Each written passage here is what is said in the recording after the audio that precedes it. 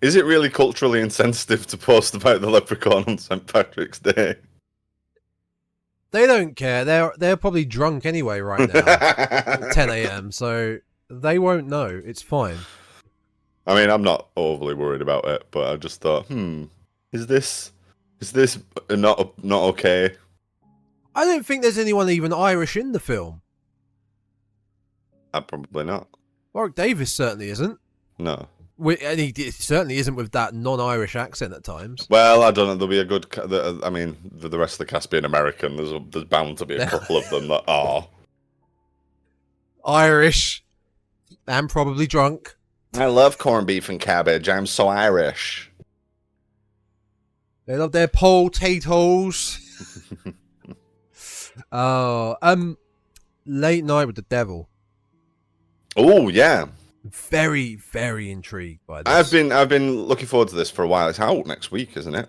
I'm getting big When Evil Lurks vibes. Not from what the film is about or whatever, but just the way it's sort of come about with its promotional word of mouth. No mainstream marketing for it. Because that's what When Evil Lurks was. Like, oh, this is popping off. This is getting good traction. Check it out. Best horror film of last year. And this, like you said, getting incredible praise.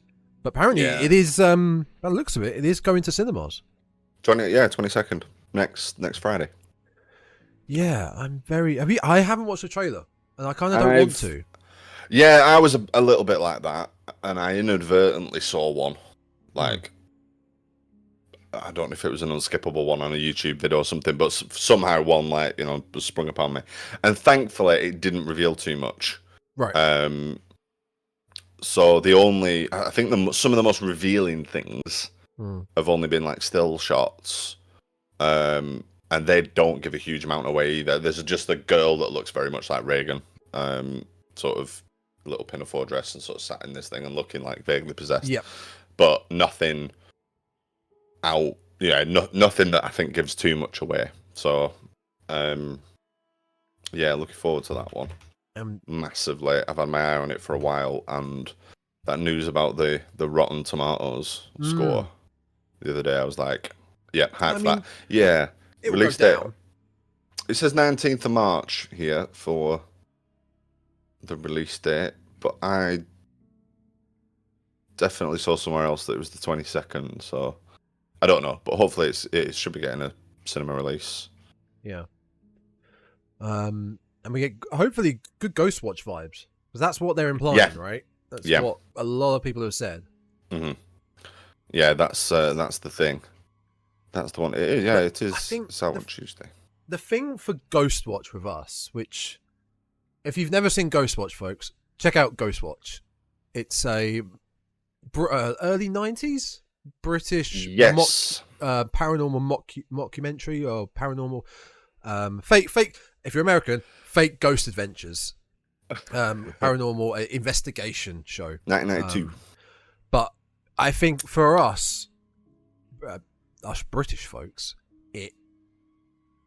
the horror was more accentuated because it felt more real because of who was presenting it. Michael Parkinson. I can't remember the other two. I know it was Michael Parkinson. Sarah Green. Michael So, Parkinson. Craig Charles was in it as well, I think, wasn't he? Was he? Yeah, I think fantastic. Was he like a roving reporter? Mike Smith. Yeah, Craig Charles was in it. The thing with Late Night with the Devil, though, it's set in the 70s, so it's actors portraying characters. Yeah. So you know it's a film rather than trying to accept it for being this is a real TV show. This is actually happening. Yeah, well, yeah, that's it. Ghost Watch was presented as a real TV series, real TV show, sorry. Investigating a paranormal occurrence, and it was a mockumentary, I think is the word we use now. Yeah, I think it is. Yeah, like, but a lot of people were caught up with that, thought it was real, hook, line, and sinker. Yeah, they had multiple call-ins, right, and complaints about it. I don't remember watching it. I've got to admit. Oh, I was way too young. Seen it. I've seen it. I have seen it. I can remember talking about it with my friend at school, but I've got no actual memory of watching it. So I'm not sure if I watched it at the time or whether I've just got this more like false memory because I remember having a conversation with my mate about it and stuff. I know he watched it because he definitely stayed up and watched stuff like that. But I need to give it another rewatch. I think Get it on Blu-ray. You can get it on Blu-ray. Yeah, I'm gonna get hold of it and give it another watch because I'm not sure if I've got this like false implanted memory of watching it at the time. I mean, I know I've seen it since, but why Amazon? You know, when you go to Amazon, it says frequently bought together. Yeah, you could buy Ghostwatch and Freds. I don't want to watch Freds. Oh, I don't want to watch Freds. See, I kind of do. Oh no! So I'm gonna go to Amazon and I'm gonna buy those now. Oh no! Frequently bought together. Yeah, Late Night with the Devil.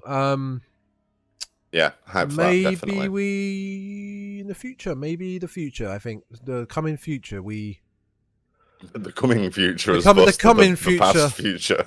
As opposed to that one we've had. Distant future, the coming soon future.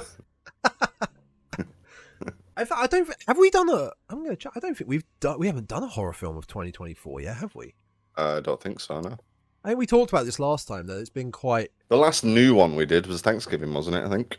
I think so. Last new release. We talked about how it's kind of been slim pickings a bit this year for maybe more so anything we're interested in. Yeah. There's been two Blumhouse ones I could not care about right now. We'll get to it, which was Night Swim, about the evil pool, and an imaginary, about an imaginary friend. And nah. The one about the killer swimming pool. Yeah. I mean, I wrote that off straight away because the premise is ridiculous. Somebody at work told me about it, and it sounded as rubbish as I was expecting it to be honest. So yeah, I'm not rushing to pick that one up, I'll be quite honest. I think one I am a little bit interested in, other than Late Night with the Devil, certainly I'm not the First Omen. I can't. See, I'm not, but again, I might Exorcist believe that one. I might take that one. You're gonna take the hit. Take the hit. I think I'm enough of a fan of the original ones to. Again, I'm not gonna go to the cinema to see it, but no.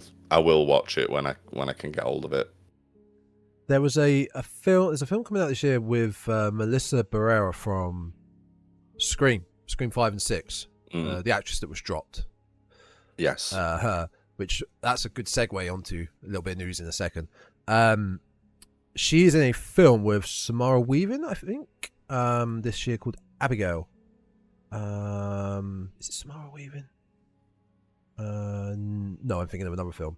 But Giancarlo Esposito is in it as well. So that's always a good sign with Giancarlo in it. Abigail's been getting some praise as well. Oh, okay. Based on a reimagining of Dracula's daughter from 1936, apparently. Yeah. But it's a vampire movie. It is indeed. It is indeed. Dan Stevens in it. Dan Stevens is normally... In fact, I feel like we've talked about Dan Stevens in a horror film before on this fine podcast. I recognise him, but I don't know why I recognise him. Let's have a look. Let's have a look at his back catalogue. What horror films has he done? Apostle. He was in Apostle. Apostle's good. Apostle. Apostle's good. Gareth Evans. I'm not seeing it. Oh, he was in the Guillermo del Toro Cabinet of Curiosities. Possibly that where I recognise him from. Although I can't think what actual episode it is. Oh, he's done some Dracula and he's done some Frankenstein before. Well, then he knows what he's doing. So he knows his onions. He does indeed. He'll look at an onion and go, that's an onion, 100%. Yeah, that was just one I One I picked out because, like I guess we talked about before, it seems very slim pickings as of now. And again, like we talked about before, we're kind of more hyped for the end of the year. Nosferatu, Terrifier 3, and for yourself, Beetlejuice 2. Which I believe is, summertime, I think. But as far as Scream, do you see we have Neve Campbell is back for Scream 7. Oh, has she come back? Oh, okay. Which is kind of opinions are here and because Spyglass dropped Melissa Barrera because of her opinions on Israel and Palestine. Yeah. Which is ridiculous. And the reason Neve Campbell wasn't in Scream 6 was money issues. So now they've got that Barrera money to make up the deficit. They drove a dump truck of money up to her house. You know? He's not made of stone. They freed up that Melissa Barrera money and went, right, we can afford Neve Campbell now. You know, I love Neve Campbell in Scream. She's one of the best final girls, but at the same time, we're up to Scream 7. Her story is done. It is done. It's done. We've talked about this before. You're more of a fan of Scream than I am, but they'd moved on to other things without her. Sydney was done. The last few films had done well, obviously well enough to keep churning them out without her. So I don't know, but I suppose it's in keeping with that, bringing back the legacy character, isn't it? The main one.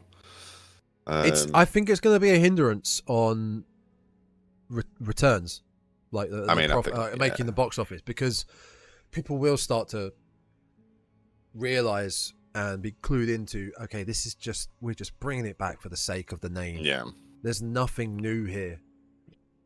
So I'll still as the young folks say on the Twitter, we'll be watching, we'll be seated.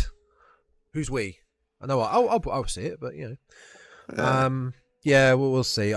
Because Jen Ortega left as well. Jen Ortega dropped out, so we have Jen Ortega. So we have no Doofus. He's dead. No, he's dead. Special Officer Doofy. Gail is in hospital still. She got stabbed multiple times and she's fine. So we're kind of left with just Sydney. Yeah. And another Ghostface, another family member. Another family member that is Ghost. It'll be, I don't know, Billy Loomis's like pen pal. It'd be Ghost Mutt. Ghost Mutt. It's Billy Loomis's dog in a Ghostface mat. And the knife in its mouth. Oh well, we'll see what happens with that. See, I'd watch that. Yeah, I kind of would as well. A nice little rehash of the little series. Little Scooby Doo voice. Do you like scary movies? Yeah. Do it, Spyglass, you cowards. Cowards. I think I told you one more thing from my side. I told you I was working my way through the Hell House films. Oh yeah, how are they? Because I keep seeing them and it's just I don't know. I've not quite. They're not bad. Wanted to jump in. They are not bad. They're mockumentary style. Mm-hmm. But me being me, picks out the annoyances, like who's editing this together to give us a film of this. Why is there audio here? Why is there some background? Like, there's little things, but in general, they're not bad. I've done the first 3. There's 4. The 4th one is, I believe, a prequel. I'm not sure, but it's called Origins. Mm-hmm. I don't actually know. The second one's, I think, is the better one, but the first one lays a good story down, lays like good groundwork. Yeah. The third one is a bit of a rehash of the first film. So they're all. Is it one story or it follows on? It's all based around Hell House. This house. Okay. Yeah. That this group, this young group, buy to turn into a haunted house, like attraction. But they discover that it has a horrific past, which then causes an incident during the opening night, and then an investigative team go to work out what actually happened. It's got paranormal aspects. It's got I wouldn't say it hasn't got cheap jump scares. It's got some good scares, but it's also got the sort of scares where you need to be watching, right? Because it could be this little thing. Oh, okay, in the corner like here, little backgroundy. It was here, and what's that? And it's now down here. This thing. Oh, see, I like stuff like that. That's why I really like the first Paranormal Activity. Same. Yeah, for that. I'd give it a go. Thing. I'd give them a go. Okay, cool. Yeah, I think like you just said, they've been here and there, just promoted, advertised here and there. I saw them on Shudder. I was like, let's get through this series. Let's see what happens. Yeah. I think they're worth a watch. They're nothing amazing, but they're worth a watch. Yeah. Fair enough. Check them out. That's about me with horror. I don't think I've got very much this week. What's bloody disgusting saying? Yeah, what's they saying? What are they saying? That we paid them to do our job. Did you see the Crow remake trailer? Oh, I'm not watching the trailer. There we go. Right, moving on. Because I've seen the stills of what's his face being looking very much like the Joker that nobody liked. Yeah, pass. Yep. One thing I did find that was very interesting, a Twitter post. I can't remember who discovered this, so I can't credit them. The trailer has everything centered pretty much in the middle. Yeah, I've seen this floating around as well. So people can post TikTok clips. Yes, and in fact, I say I've not watched the trailer. I have specifically for that. It was on the post. Wild. And I wasn't paying that much attention to it other than just seeing what the framing of the shots were. Yeah, it looks horrible. It's absolutely wild, but it's kind of true. Yeah. Oh no! Once you see it, and I think the post I saw said once you see it, you can't unsee it, and it is absolutely true. And it looks awful. I hate it. I hope that's not a new trend because it looks weird and wrong. Yeah. Yeah. Aiden, look, it's straight bussing. Okay, no cap. He's got all the riz on God for real. I don't know what these words mean, Tom. I don't see know. them about, but I don't know what they mean. I don't know. I heard it somewhere.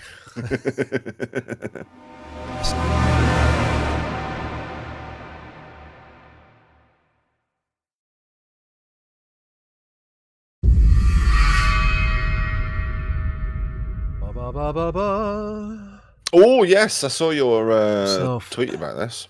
The beautiful Second Sight Films 4K collector's edition of High Tension or Hot Tension or Switchblade Romance. It is just like... I just ran up the stairs, sorry. Beautiful artwork. We got postcards which never get unwrapped. No. We got a lovely book with lots of behind the scenes info and pictures. Yeah, perfect for any horror collector. And if you like this sort of stuff, definitely check out Second Sight Films because it's where I got my Vivitch box set collection. Yeah, I do like that one. They're so nice. And the epic Texas Chainsaw Massacre. So they're so nice lined up. And I realized I couldn't find My Martyrs Blu-ray anywhere. Once I bought this, I was like, let's check out the other French Extreme. So Second Sight have done this, Frontiers, Inside, but not Martyrs. But Martyrs is apparently very hard to find on Blu-ray these days. And I managed to find a copy on eBay for £10, but this is a hard film to find. So if you can find it, get it. Don't get the remake. Anyway, that was my last 2 cents. Let's get into what we're all here for today. Hardcore nudity. It's a Simpsons bit. It's a Simpsons bit. Simpsons. You see, I've got my evil clown doll with me. Oh. If it kills me on recording, that's fine. Because it's a pretty good potassium benzoate. Well, that's bad. But it's not even a bobblehead; it's a bobble torso, and that's good. That is good. Okay, we're back to the Treehouse of Horror Spooktacular series here at the I haven't even introduced the Dreadcast yet. Welcome back to the Dreadcast, folks. I mean, I just went straight into it. Welcome back to the Dreadcast. I think they know by now, but they might be new, starting at episode 76. There it is. 76. You might think I like to start podcasts a little bit further on. 76 is good for me. So episode 76. And 20 minutes in. At least 20 minutes in, yeah, at least. Yes, back to the Simpsons Treehouse of Horror Spooktacular series here. We have done 1 and 2. We've done 1 and 2, so on to 3 and 4. I think we're starting to get into peak Simpsons, the beginning of peak Simpsons now. I think we are. 4 is definitely one of my favourite Treehouse of Horrors, which we'll get into. It hits every note perfectly, in my opinion. Yes. But yeah, 3, which we're going to first, it's not that I didn't enjoy it. I found it very bland. What? Yeah. I mean, this has got Clown Without Pity though. Yeah. To be honest, that's the best one. The evil clown doll. The evil crusty clown doll. Really? I mean, the best one in this episode. Okay. Maybe not the best Treehouse short generally out of all of them, but it's definitely the best one of the episode. The King Kong one for me is a little bit meh, and Dials Out for Zombies is as well. So, but this has so many good gags. It's, I mean, the whole free yogurt, frozen yogurt. I mean, that is a classic. It is a classic, yeah. So, Treehouse of Horror 3, season 4, episode 5. From what I've discovered with this episode had a lot of issues. Oh, really? Yeah. Where did I? Apparently, they had an incredible amount of line changes, which was a very rare occurrence. They completely overhauled the whole episode after a poor test screening with the writing staff. Okay. The tombstone. This was the last episode with the tombstones at the beginning, where they go through the graveyard, the tombstones, which we had with the second one. The first one didn't have an opening like this, did it? Or did the first two have an opening with the gravestones? I can't remember off the top of my head.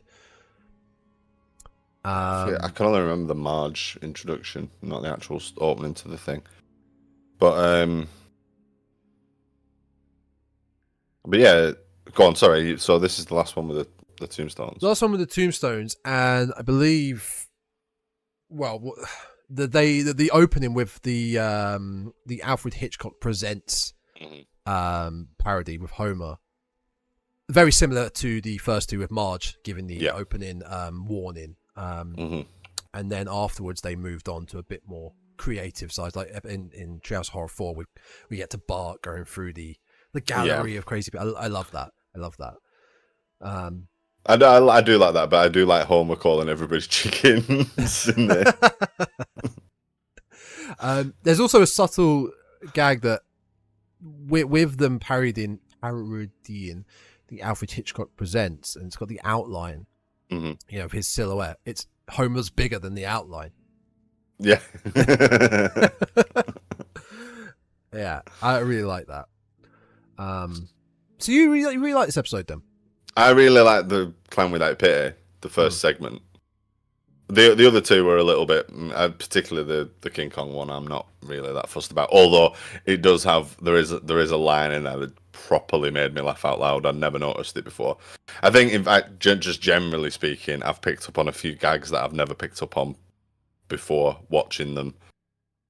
Perhaps under a little bit more closer scrutiny for doing the pod.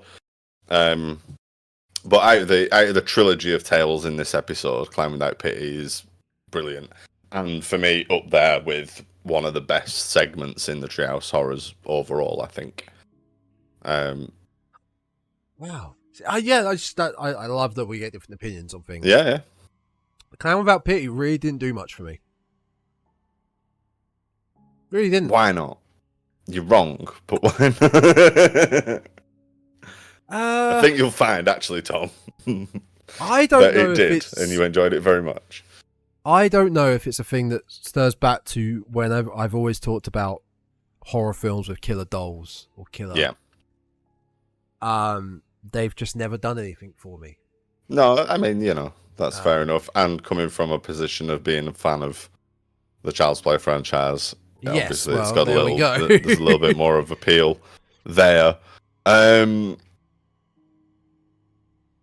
don't know. I like Abe Simpson in this as well. I like him screaming that the doll's evil. And he's like, doll is evil, I tell you. Evil. It's like, Grandpa, you've said that about every present. It's kind of like in an episode where he goes, death! Yeah.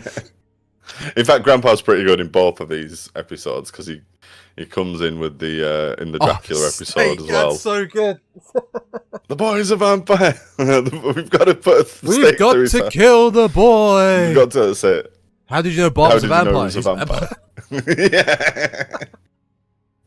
Yeah, Abe's got some good moments in this. Yeah, I don't know. I think it might just be the good that this is good, that's bad. It's fantastic, back and forth. Yeah. It's so funny with the Gremlins. It's a little riff on the Gremlins mystery shop, and I just like that Homer he's forgotten Bart's birthday, and he's like, "Don't worry, boy, I'll go and get you a present today." And it cuts to House of Evil. Well, the first place he goes. It's like the first place he's gone to, and it's just this little store just called the House of Evil. Before just go back a sec, we have the wraparound of this episode. The wraparound, of the party. Scary stories at Halloween, and we've got Bart dressed as Alex from Clockwork Orange. Yeah. Which is an inspired outfit, I think, is a great... For a 10-year-old. Yeah. Yeah. It's good. It's very good. Martin as this little fairy. I love it. Is Calliope the muse of... I couldn't remember poetry. exactly name, so I just said fairy. I've got the list in front of me of who everybody is. Yeah. Nelson's a pirate, right? Nelson is a pirate. Who else we got? We got Homer is Julius Caesar until his toga rips off the wall. Lisa's the Statue of Liberty. Marge is Cleopatra. Yeah. Milhouse is Radioactive Man. Martin and Nelson we've mentioned. Jane is Princess. Lewis is Frankenstein's monster. Richard is Scratchy. Becky is an Arabian princess. And Wendell is an astronaut. Yeah, and that's pretty much it for our... Oh, and we get one more. After or before our second story with Ned. Ned. Yeah. Ned, yes, with his turns up. With his headless his zombie. Which always baffles me with Ned, because there's a few plot holes with Ned's character over times, because Ned is like devout Christian celebrating Halloween. Doesn't believe in insurance because it's a scam. Yeah. I watched the episode the other day with Homer stops going to church, and then he sets the house on fire, and Ned saves him. But wouldn't Ned be at church? Ned would be at church. Yeah. Would Ned be dressing up like this thing at Halloween? Would Ned be? Well, the thing is, the first thing to remember is that the Treehouse of Horror episodes aren't canon. They are standalones. True, but they include characters that still carry on their characteristics. Yeah, I suppose. But also, the other thing to remember is that it's cartoon. No, I won't have it. No. It's just a bunch of stuff that happens. Not everything has to mean something. Stop it. Yeah, you're right. I mean, I'm sure there have been other episodes where... In fact, isn't there an episode where Ned is running some sort of like Christian haunted house? And it's like Bible stories or something. I'm sure that's a thing. That vaguely sounds familiar. Yeah, or I've maybe lifted it from something else and putting it in there. Oh, but I mean, Ned creates a theme park in he has to he has the theme park episode with the Noah's Ark jellies. Are there 2 of every flavour? No, they're all plain. And then there's the ride where it's like a roller coaster ride or a fun house, and the kids like yeah, and then the cart stops. Then this figure comes out and starts reading, and they can't escape. Yeah, that is a good episode actually, but no, it's not that. It's not that I'm thinking of. I might have made it up. It might actually be from a King of the Hill thinking about it, where there's I think there's a Christian sort of anti-Halloween movement in a King of the Hill episode. That boy ain't right. But you digress. Yeah, I agree that perhaps celebration of Halloween would be against Ned's. It wouldn't be up his street. No, I don't think so.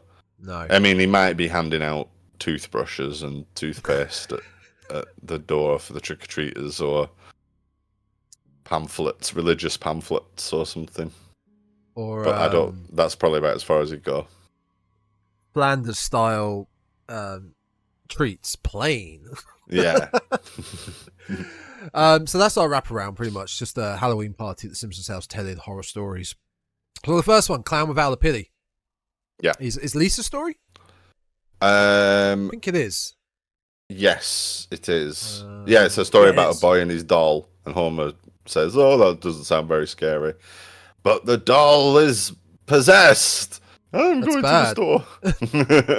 So this, because like most of the Treehouse Horrors, we have so many references and parodying, mostly Twilight Zone and old. There's a lot of Twilight Zone parody in the Treehouses, yeah. This one's big Twilight Zone, but I mean this segment alone is Twilight Zone episode Living Doll. We've, like you mentioned, we've got the segment by the Gremlins.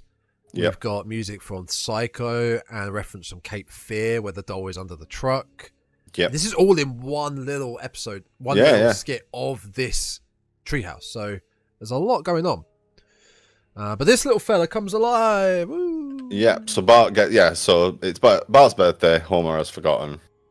So goes to buy him a present and heads to the House of Evil. A small, only ever seen once in Springfield. That's bad. Episode. Looks. Looking for a gift, he asks if they sell toys, and the sort of mystic. I can't remember the name of the character in Gremlins. Is it Mr. Wing? Mr. Wing. He's sort of this riff on Mr. Wing. This elderly sort of mystic Chinese man. Yeah. Produces a crusty doll, but I must warn you, Mr. Simpson, the doll comes with a terrible curse. That's bad.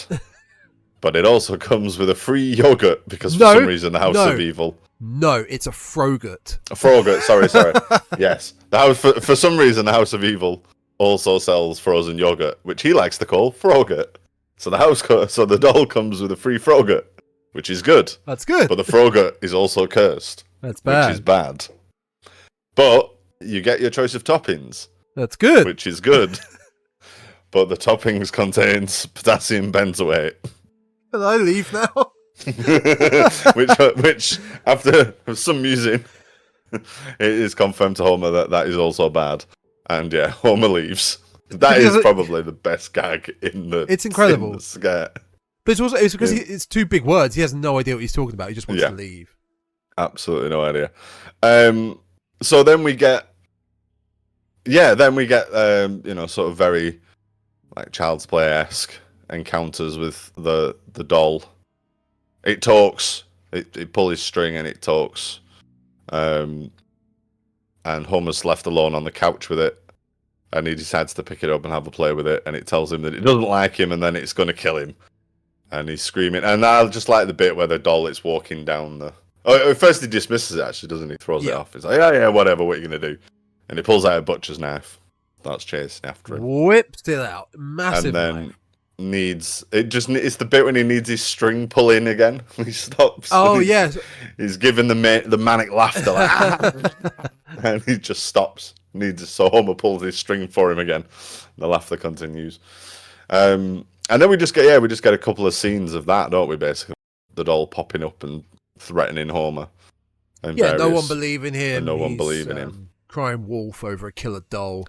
Yeah. And he tries to drop it down a bottomless pit. Along with the mob. Yeah. And someone with naked pictures of Whoopi Goldberg. What was I thinking? What the?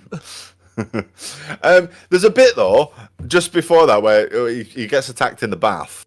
So the crusty doll pops out with a harpoon in the bath, and Homer runs off naked, runs past Patty and Selma, and yes. And Selma says, "Is it Selma?" Because Patty's the one that's always been. That's the thing. I can't remember. But in later episodes, has actually come out. Is actually gay. Same with Smithers, which ruins the whole character in general. I guess, but I guess, it's making jokes at that expense anymore, isn't it? I want to rephrase that. It doesn't ruin it. It is what it is. But the point of Smithers and Paddy is that it's implied. Yeah. It's implied, and it's a running gag. Mm-hmm. But especially times change. Smithers. But there's it's either Patty or Selma says, well, that's the last, and with that, the last shred of my heterosexuality goes down the drain or out the window or whatever it is. And this is so early on.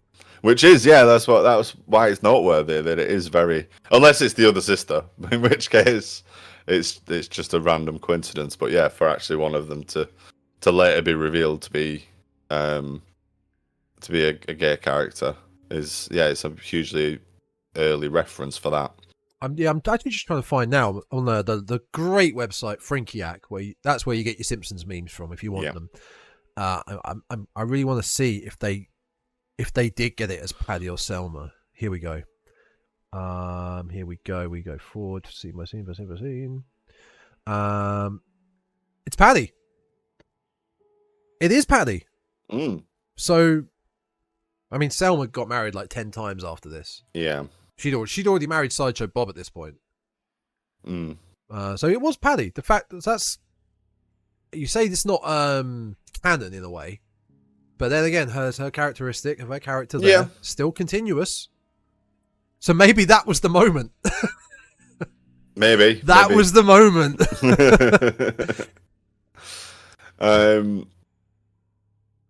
So do we have? Is it Kang Kodos in this bit?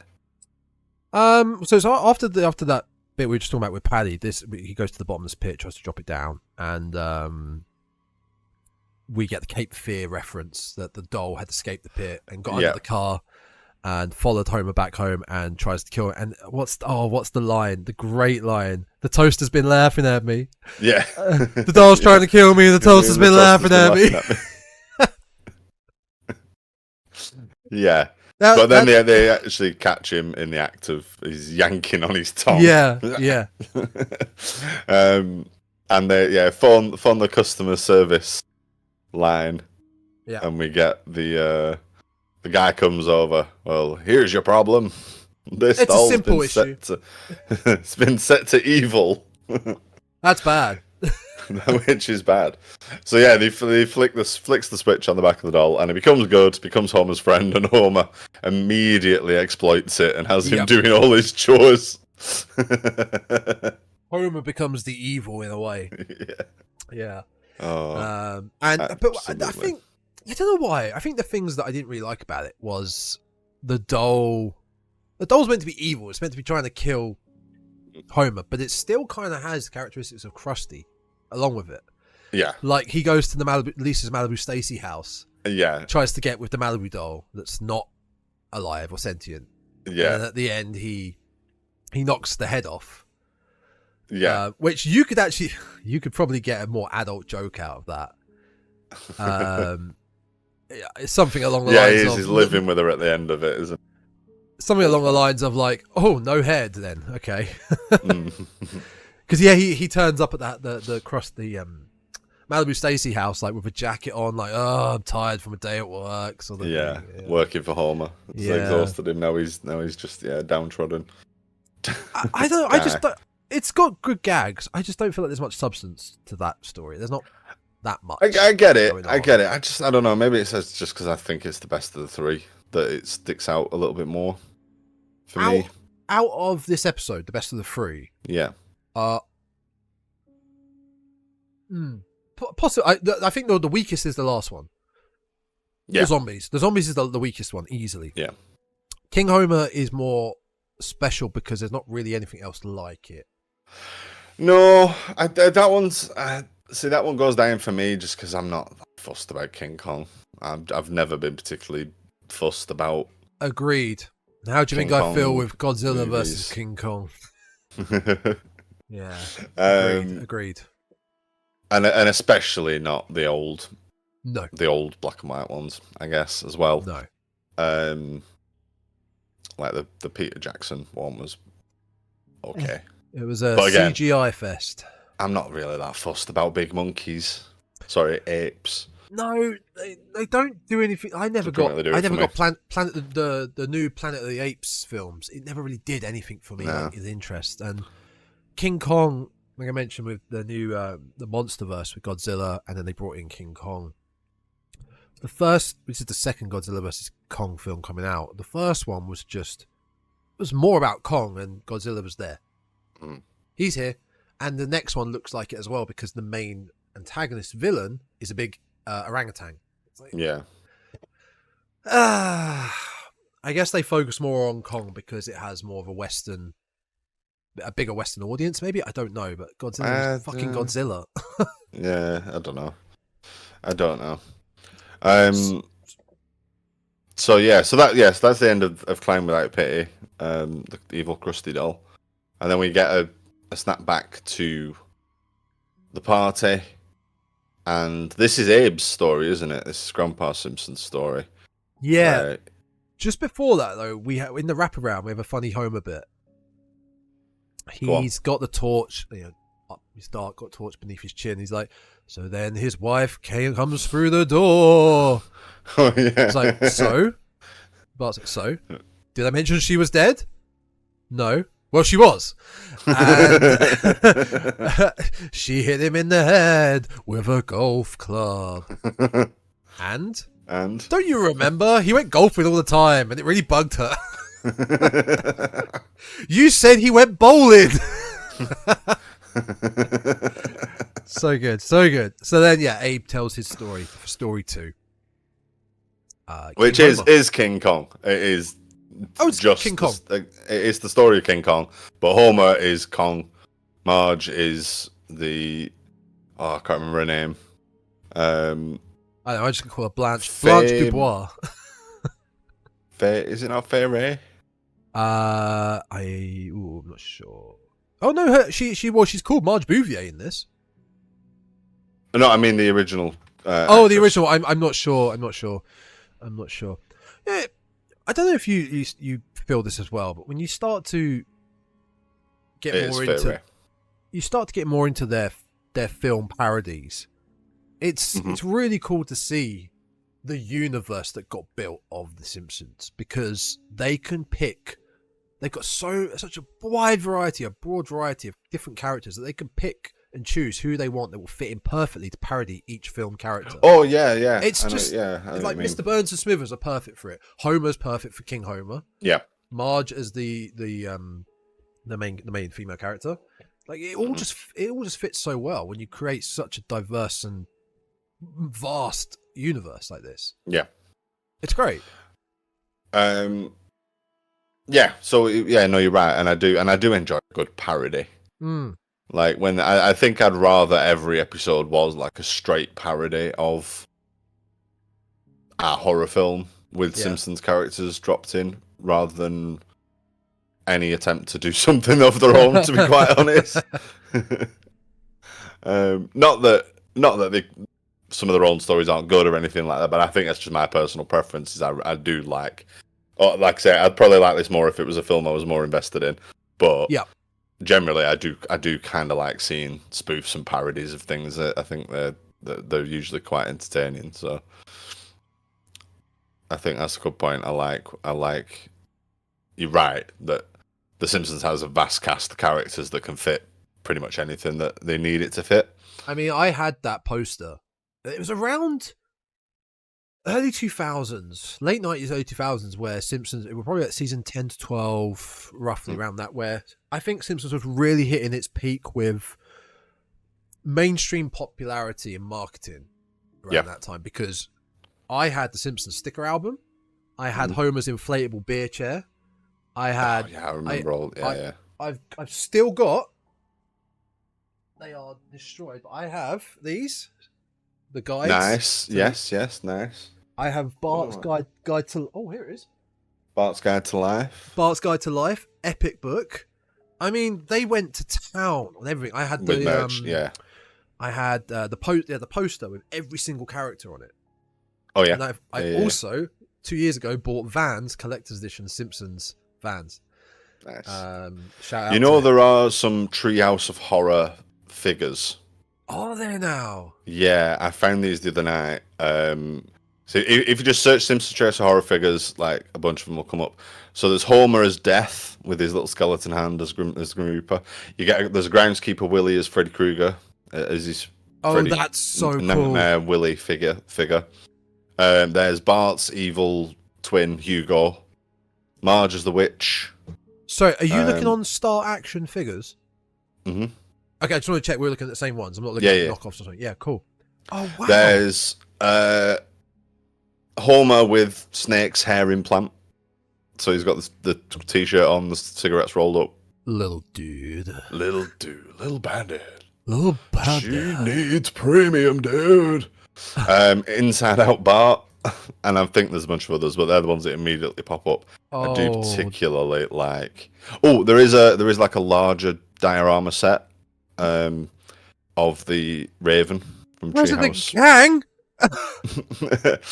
But that's nearly 200 quid on eBay, so probably won't be picking that up anytime soon. I also dreamt of being a baseball. Dude, these are awesome. There's another Treehouse, again, there's like over 100 quid, but there's another one with Dracula Burns, King Homer, Bart as the Fly, and the Ned Flanders as the Devil. Interestingly, 3 of those characters are from the same episode, and then we've got Bart as the Fly randomly. They are interesting picks. They are. Oh man, these ones on Star Action figures, some are sold out. Annoyingly, President Kang is sold out, and Inside Out Bart is. But at 20 quid a pop, that's okay. They're not bad, are they? They're pretty good. Yeah, They're really cool. I love the Freddy one. Yeah, I really like that. I've definitely considered getting the Freddy one. I've just seen, though, on that same website, there's an Exorcist Reagan covered in vomit splatter figure for like 16 quid, which I really like the look of. Not a Simpsons parody, an actual Reagan one. No, an actual Reagan okay. from Exorcist. Comes with a crucifix accessory.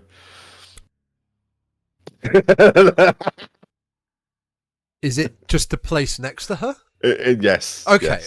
Yes. Oh, hey, oh. There's no like action. There's no action. There's no ulterior motive along with that, is there? Anyway, so yeah, they were a little cool find I came across last night, and I do generally The Simpsons, with it being a cartoon, lends itself really well to action figures. The general action figures are excellent. I've got a Tom Jones and a. You got you've shown me that before. I've got Tom Jones and I've got Steven Tyler as well, the Simpsons Steven Tyler, and they're very good. So yeah, they were a cool find, and I thought I genuinely might pick one of those up at some point or other. I also had the Simpsons chess set. Yes. Again, this was all around the same time. Sorry, we've gone off on a tangent of Simpsons we have gone off toys and memorabilia, but that's really cool. King Homer. So back to King Homer.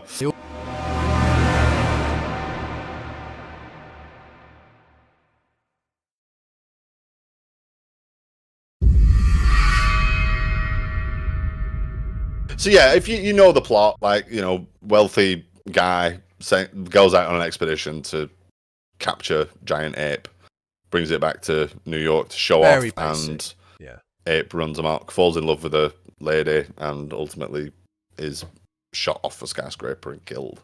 Yeah, there's not overly much, like you said. It's the film. There's it's not overly much to talk with about Simpsons with this characters. one. Yeah. There's what not are a huge your favourite amount. bits from this skit?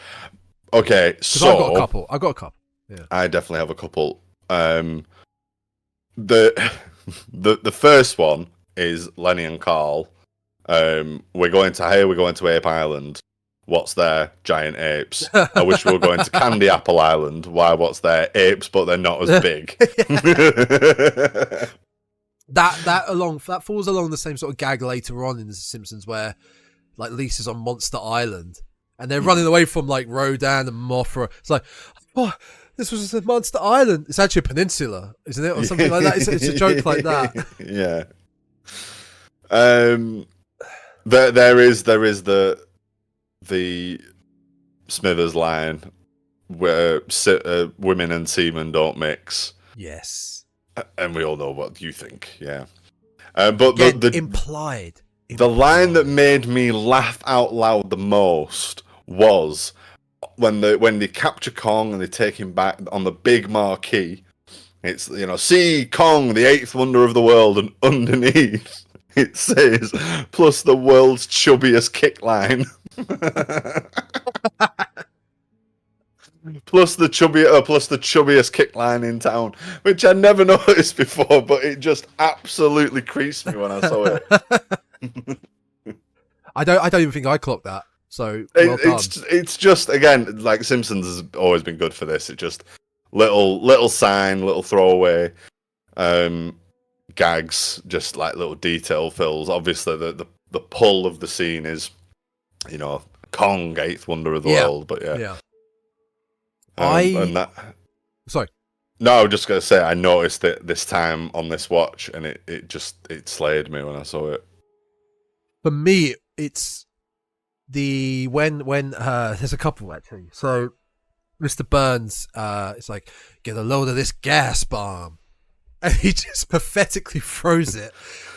It makes himself so delirious that he's just singing amok, and then Smithers takes King Homer out.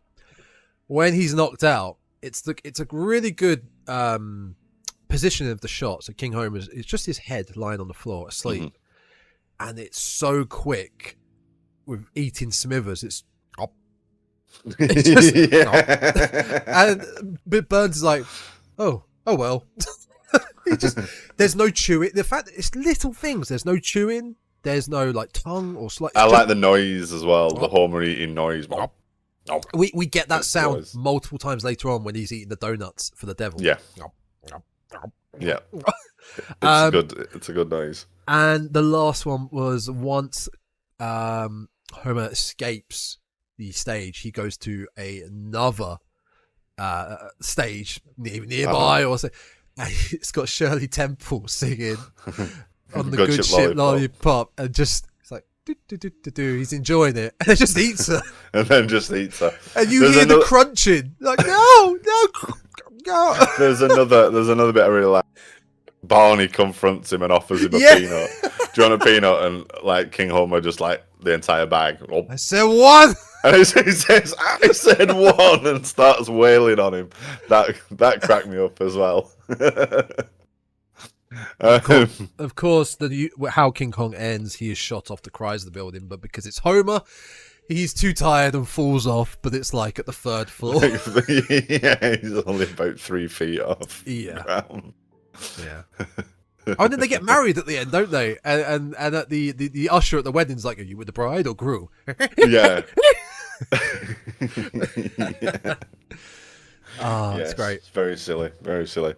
So yeah, I mean, there are some good gags in it, but I think a lot of the enjoyment of that one hinges on whether how big of a King Kong fan you are, I suppose. Yeah. This is actually where Ned turns up after this in the wraparound. Yes. And it's a blood spurting decapitated man costume. I mean, it's a very elaborate costume. Yeah. He's put some work into that. Yeah. And then we go to Bart's story, the third and final story, which, like we said, it's the weakest. Yeah. It really is. So it's a little bit of Night of the Living Dead, a little bit of Pet Sematary. Yeah. It starts with no, it doesn't. It starts with Bart giving a book report at school, and he's basically chosen like a baby's A to Z. It's a pop-up book. Pop-up book, which he describes as a roller coaster thrill ride or something like that. And yeah, Mrs. Krabappel basically says that he has to go and read another book to do a report on something properly. So off he goes to the library, and then notices that it's the school library as well, isn't it? Has this really like terrifying occult section with skulls and rats and tentacles coming out, and ghosts coming out of books, and he finds a spell book. I don't know what it's called. I can't remember what it's called. I was just trying to think. I'll be able to find it here. Because he doesn't actually find it. It flies out at him. Mm-hmm. Let's have a look. There it is. It's called... I didn't clock this. Top left of the book, it says Time Life. Because that was a thing back in the 90s. You got those like 5-minute long adverts, or if you're American, infomercials or commercials, whatever you call it, where you could buy like 50 encyclopedia books in the Time Life. Yeah, they did albums. Music was always another one. It'd be like the greatest country rock collection, or there'd be like 2 or 3 in the morning. It'd just be like on a loop, advertising the ultimate dad rock CD collection or whatever. Don't start with dad rock, because that is going to become the music I personally love, with like 2000s music. So that's going to be dad rock. I'm scared. The one I remember was like classical music Time Life, like Get Buck or Beethoven or Mozart. Classical. I distinctly remember country music, a lot of country music ones, but they also did books as well. So this is Time Life, Book of Magic, spelled Magick. Yeah, that's proper. Spells Spells. Spells. Volume 2. Nice. It's volume 2. Well, it will be. It's a Time Life book. That's so. True. So then he opens it, and you've got the ghouls going, ooh, and then when he slams it shut, ow, ow, ow, ow, ow. I like that. I like that little gag. So they go to the cemetery to try and it's to resurrect Snowball. Resurrect Snowball. Yeah. The Simpsons' first cat, who was white. Who was Snowball? Original Snowball was a white cat, wasn't it? And the black cat they have, dubbed Snowball 2, is obviously the follow-on pet that the Simpsons got. I don't think Snowball 1 ever appeared live. I don't know off the top of my head. Maybe in flashback. Don't know off the top of my head. I'll tell you what. The official Simpsons guidebook here. No, I think it was more implied that it's a gag, isn't it? They've got a black cat and it's called Snowball 2. Yeah. There's obviously a bit of a joke in there. So they read a spell to raise the dead and inadvertently raise people, the human dead rather than animal dead, in the adjacent cemetery, the pet cemetery that they're in, being right next door to the people cemetery. Can we talk about Bart's costume? He had the Thriller album on his head. He has the Thriller album he's on resurrected. His head. It's also worth noting the spells that he says, the words of the spells. Is that a reference? Yes. So the first one, so the 2 lines, I think the first line is names of game show hosts, because it ends Alex with Trebek. Yes. Yeah, which I picked up on. I think previously I picked up on Trebek, and I was like, oh, didn't really consider the other words, but it was like, oh, Trebek, Alex Trebek. Yeah. Yeah. The second line is Zabar, Kresge, Caldor, and Walmart, and again, I was like, oh yeah, Walmart. Yeah. I know, but apparently they're all past and present department stores. Okay. So that's the spell. So that's the 2 lines of the spell that he uses to raise the dead. At the end, spoiler, when they go for a counter spell to put them all back to their grave. Yeah. he says Kojak, Mannix, Banachek, Dano, which are all the names of 1970s TV detectives. Yeah. And the thing that sparked it off was the last line is Trojan, Ramses, Magnum, and Shake. And I went, or Chic. And I was like, hang on a minute. Trojan and Magnum are condom brands. My Magnum dog. So I was like, are they all condom brands? So I did a little bit of Googling and found that they were all or are all brands of prophylactic sheaths. Fantastic. And then that sort of led me to sort of backtrack and check out all the other words that were used and realize that there is actually a gag in there that I've never picked up on before. I just thought it was a bunch of silly words. But yeah, it's game show hosts, department stores, 70s TV detectives, and rubber johnnies. They call them hats in London.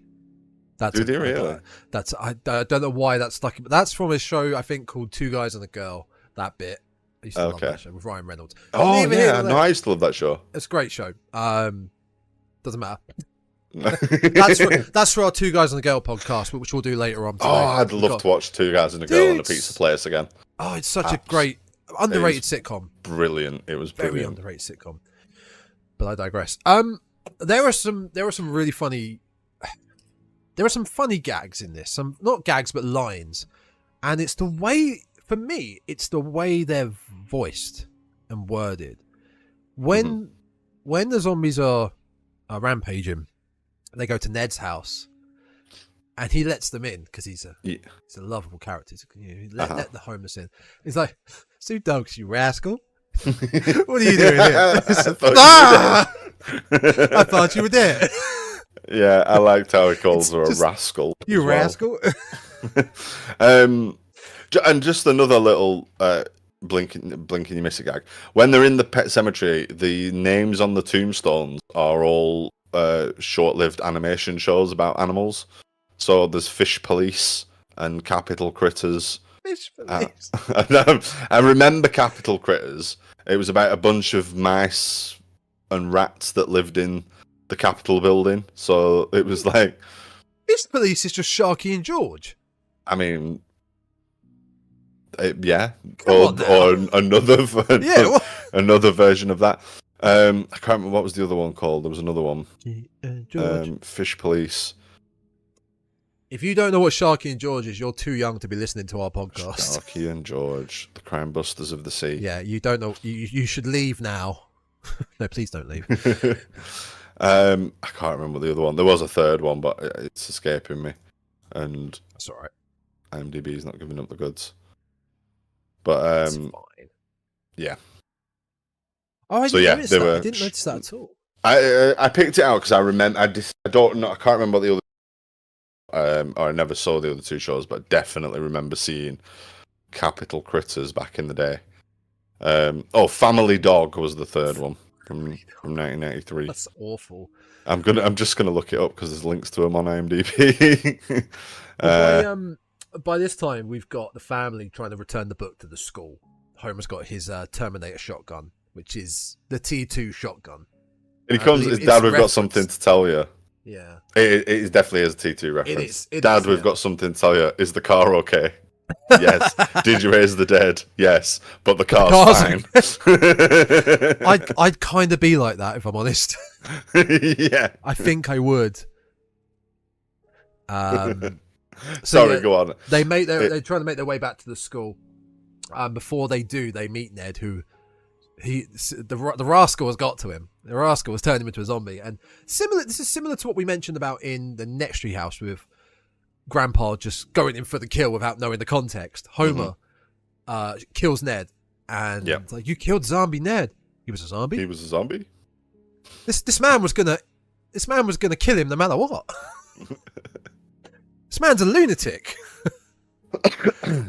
Well, all bets are off in a zombie apocalypse. Nobody's going to know. It's true. Nobody's going to notice one more corpse, are they? That was an accident. Whoops. The corpses, Mo. The corpses. It's like the Purge. It is. When they get to the school, though, this is where it got a bit... I say it got a bit silly. I know it's not canon, it's Treehouse, but why the fuck is George Washington, Einstein, and Shakespeare there? Why are zombie they just Shakespeare? there? But there's another Treehouse episode with zombies, isn't there? When Springfield gets rid of all the guns, and then the dead rise, and it's a load of zombie cowboys that take over Springfield because they can't fight back. Yes, and it's Billy the Kid and Kaiser Wilhelm, and they're all just there. Yippee whippy! just yippee whippy. Yeah, I remember that. See, yippee whippy is what my friend calls Red Dead Redemption 2. That's fair. That's fair. I think that's very fair. Because I was talking a lot about it at the time, and his response was to just send me that gif. Yippee whippy whippy. Yippee whippy. Yeah, that kind of got to me a bit, but whatever. Well, I think you could have, before they got to the school, you had Skinner's head being kicked around by the bullies. Mm. I think you just changed Washington, Einstein, Shakespeare to Skinner, Willie, and Krabappel. Yeah, they could have done some or just some other Simpsons characters, I guess. They didn't need. Yeah, I mean, why? Because there's not really much of a gag in there either, apart from the. What does he say? Is this the end of Zombie Shakespeare? Which is a reference to something else that I'd never heard of. So yeah, there's not much of a gag in that. It could have been, and probably would have been more fun to have been just other Simpsons, zombified Simpsons characters. Like it might have been fun to see zombie Bumblebee Man or zombie Sea Captain or something. Yeah, I mean, like we said, the universe is huge in this world. Mm-hmm. So yeah, I kind of drawn a blank. Did they return the book? Again, this one I think I was the least interested in.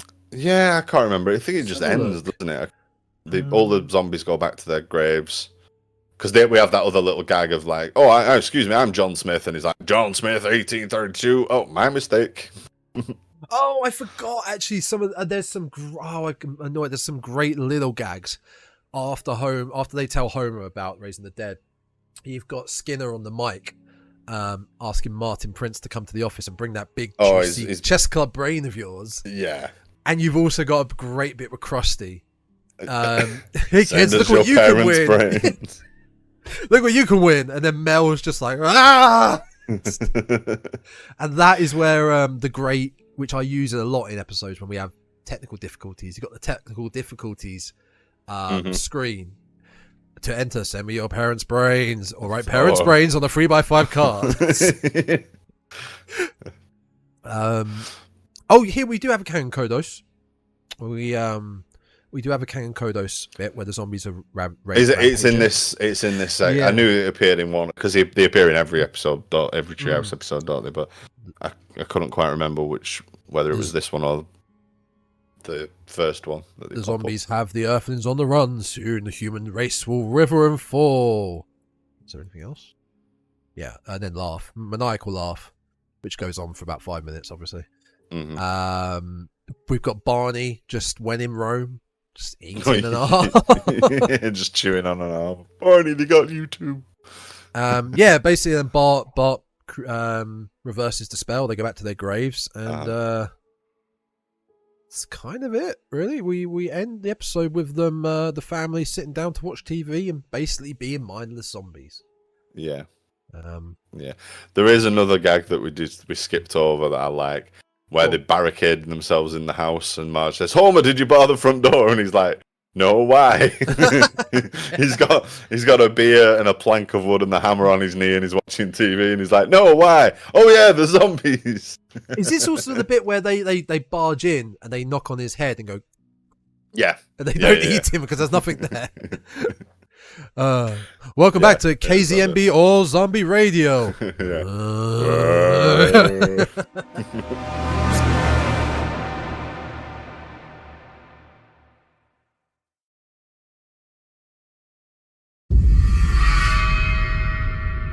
Treehouse of Horror 4. To me, this is where we start getting good. Yeah. So this was series Which one was this? 5. This was series 5. Yeah. Episode 5. Yeah. I think for me, one of the key aspects that I really love about this one is I think I mentioned this in the first one, the first Treehouse, which was season 2, but it's more specifically in this one onwards that where did I write it down? The animation and artwork and illustrations in this, I don't know, there's something about it that's so comical. There's a lot more fluidity with how the characters move and their expressions. With modern Simpsons, everything is like straight line, focused straight in front of you, whereas everything's a bit more wacky and comical and rounded and fluid. And I think that really adds to the comedy aspect of it. And I was also wrong, actually. This one also opens up into a graveyard crawl. But it does open into a couch gag, which I believe is the first Treehouse of Horror with a couch gag. No, the 3 has one. That's it? Which one? Yeah, 3 skeletons. Oh my word! They all run in good at this. They all run in as skeletons. How did I miss that? And I didn't actually make a note of what the one for this one was. So. Oh, I've got it. It's they're zombies. They crawl out of the floor and then go sit down. Yeah. Yeah. They all run in as skeletons. And Marge has the Bride of Frankenstein hair. Really? In 3. I missed that. I'm going back now. I'm going to have a quick little... Yeah, you're right. Yeah, they're all skeletons. All right. I completely missed that. All right. Well, let's cross that note out. The first one. There we go. That's gone. always on top of things here at the Dreadcast, as usual. At least I'm willing to admit when I'm wrong. Yes. We do get a... we get a opening... we go straight into the paintings. Sorry. Yeah. We go straight into the paintings, and I love this because this is different. We do get Marge popping in quickly to interrupt Bart, saying you should warn people about, like, she wants to continue warning people. Yeah. But the whole wraparound is Bart going through this this gallery in the Nether region, basically. Yeah, I mean, Marge makes a gag that she's going to go check out the gift shop. Yeah, which suggests that they are just in an actual art gallery, like that's presumably open. Yeah. It reminds me of, who was it? Oh, it was an American series. Who was the guy that played Commander Riker in Star Trek? I know what you mean. It's not Unsolved Mystery. It's Riker was fuck me. You know what? Yeah, I know exactly. You know what I mean, though. Oh my god, I need to know that now. Yeah, I'm furiously trying to look it up. William Riker. Jonathan Frakes. Jonathan Frakes. And he was in Beyond Belief, Fact or Fiction. Is that right? Is that the one? That is the name of the TV series. Yeah, it's Beyond Belief, Fact or Fiction. Yeah. And I think he even took his trademark Riker sit on the chair backwards. Yeah, because and the openings, the intros to that were always sort of a little bit ridiculous. Yeah.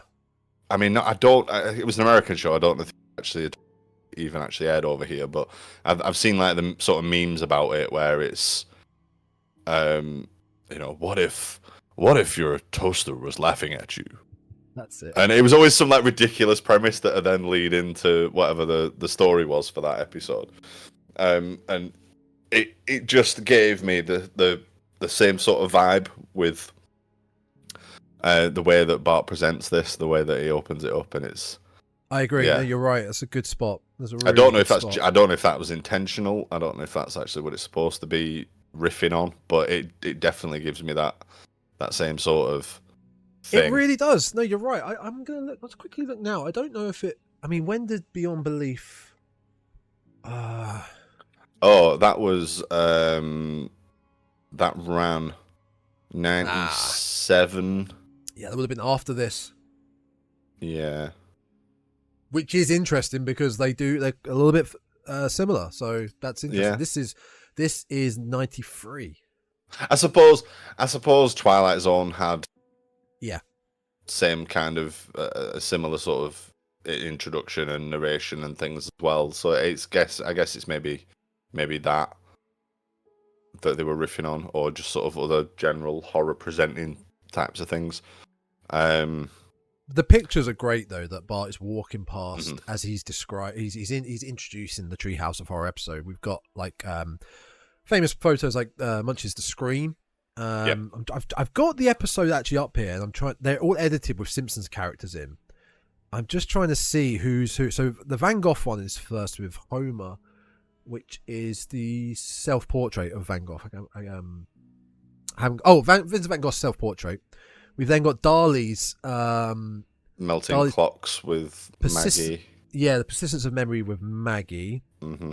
We've got The Scream with Lisa, and then we've got Marge popping in, and then it goes to our first.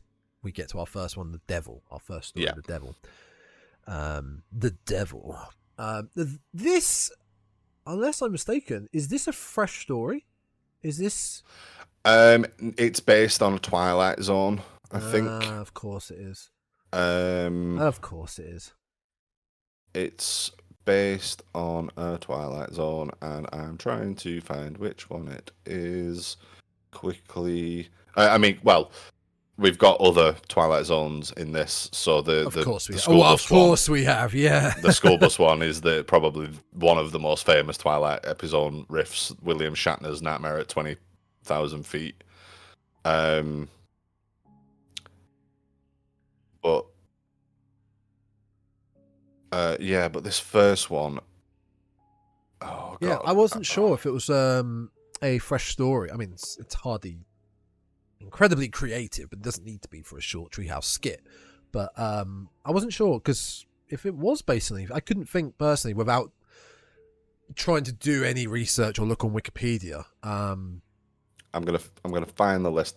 The Devil and Daniel Webster. The Devil and Daniel Webster. It might not be.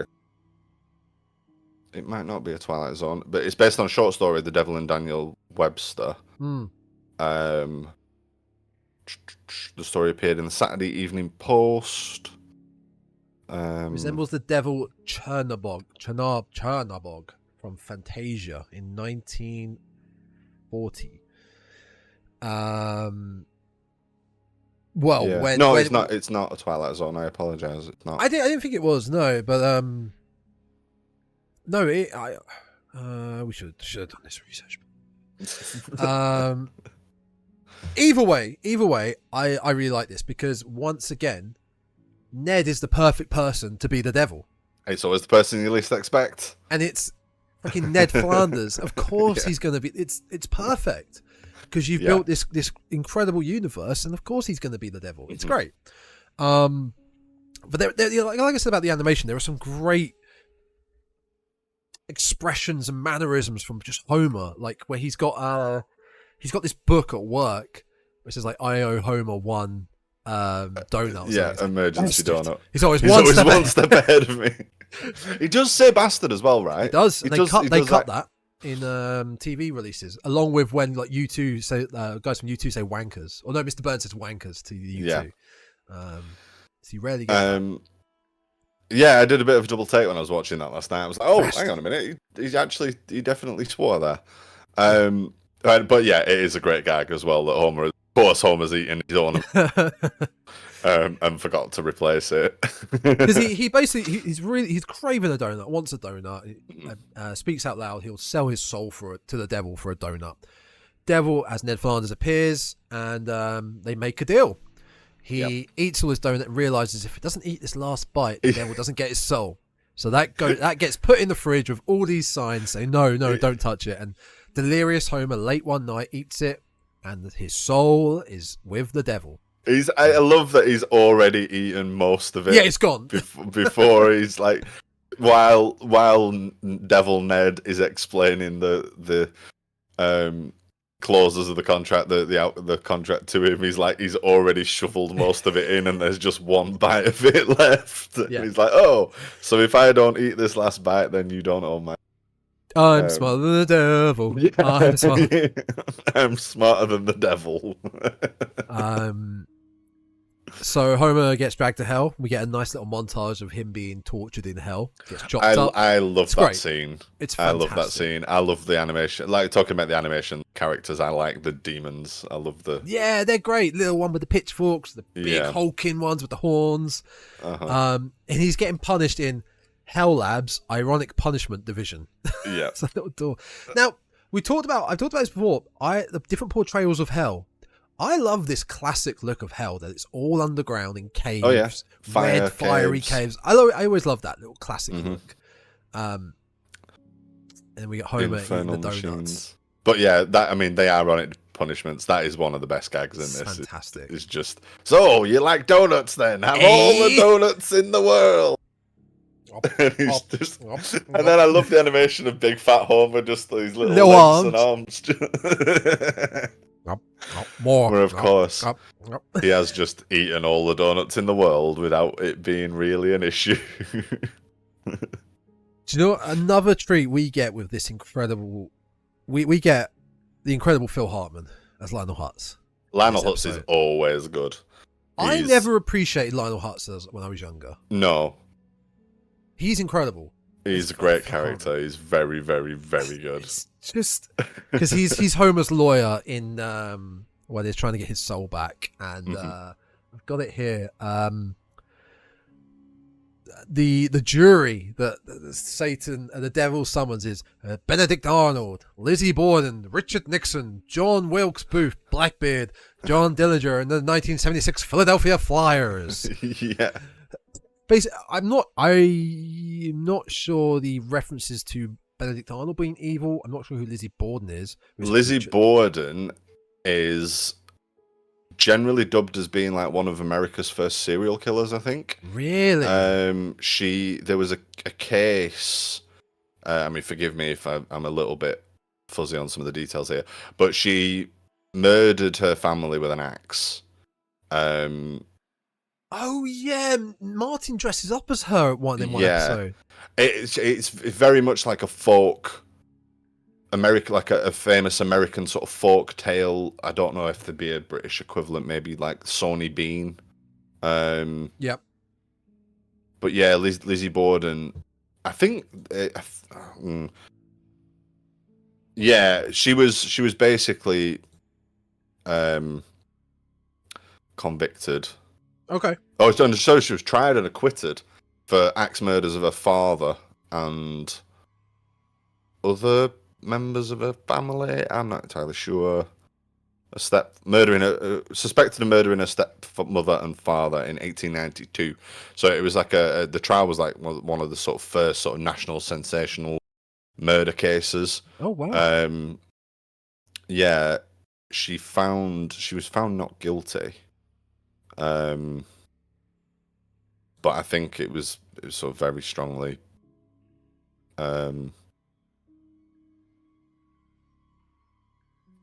like she was very strongly suspected that it was her. And there's a little rhyme, children's rhyme passed down across among generations. Lizzie Borden took an axe and gave her mother 40 whacks. When he saw what she had done, she gave her 41.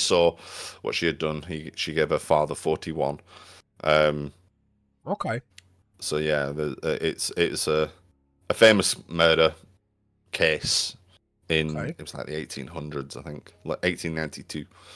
Nixon, John Wilkes Booth, Blackbeard, John Dillinger, yeah, and I believe the Philadelphia Flyers were just known for being rough, maybe. Is that what it is? I'm not 100% on that. Oh, who was the other one that you said you weren't sure about? Benedict Arnold. Benedict Arnold. That's something to do with the American War of Independence, I believe. Oh, okay. He was a British military officer, served during the American